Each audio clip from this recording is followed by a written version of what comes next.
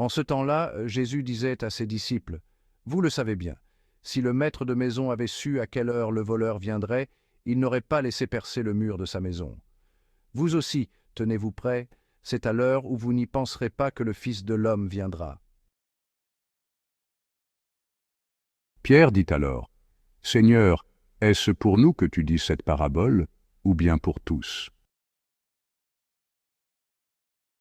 Le Seigneur répondit, « Que dire de l'intendant fidèle et sensé à qui le maître confiera la charge de son personnel pour distribuer, en temps voulu, la ration de nourriture?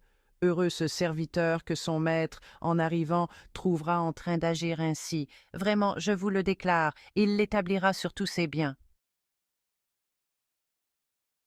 Mais si le serviteur se dit en lui-même « Mon maître tarde à venir », et s'il se met à frapper les serviteurs et les servantes, à manger, à boire et à s'enivrer, Alors quand le maître viendra, le jour où son serviteur ne s'y attend pas, et à l'heure qu'il ne connaît pas, il l'écartera et lui fera partager le sort des infidèles. Le serviteur qui, connaissant la volonté de son maître, n'a rien préparé et n'a pas accompli cette volonté, recevra un grand nombre de coups, mais celui qui ne la connaissait pas et qui a mérité des coups pour sa conduite, celui-là n'en recevra qu'un petit nombre. À qui l'on a beaucoup donné, on demandera beaucoup. À qui l'on a beaucoup confié, on réclamera davantage.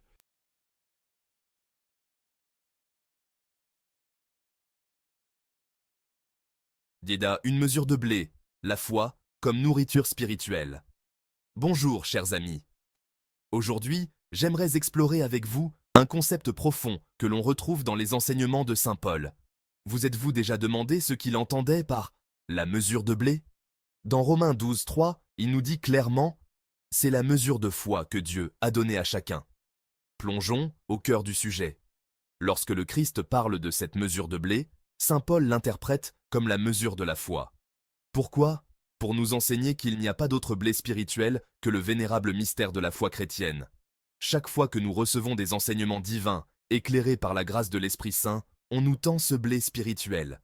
C'est par la bouche des serviteurs de Dieu que nous sommes nourris de la parole de vérité. Imaginez cette mesure de blé comme notre subsistance quotidienne. C'est un don de Dieu, destiné à nous nourrir et à guider notre conduite vers la récompense éternelle.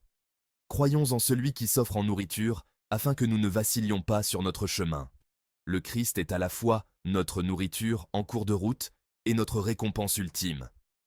Pour vraiment saisir ce blé spirituel, nous devons nous accrocher fermement à notre foi, notre espérance et notre amour en Christ.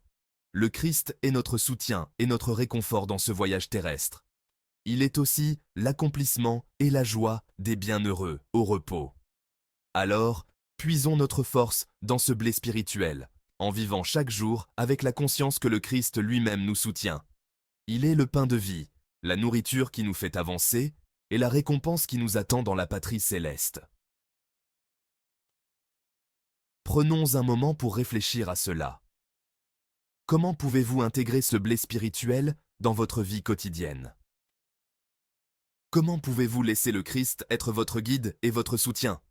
Au cours de votre journée, rappelez-vous que votre foi est votre blé spirituel. C'est une mesure divine que Dieu a attribuée à chacun d'entre nous. Chérissons-la, nourrissons-la et laissons-la nous guider vers la vie éternelle. Merci de m'avoir accompagné dans ce voyage de réflexion. À la prochaine fois, restez bénis et gardez la foi vivante.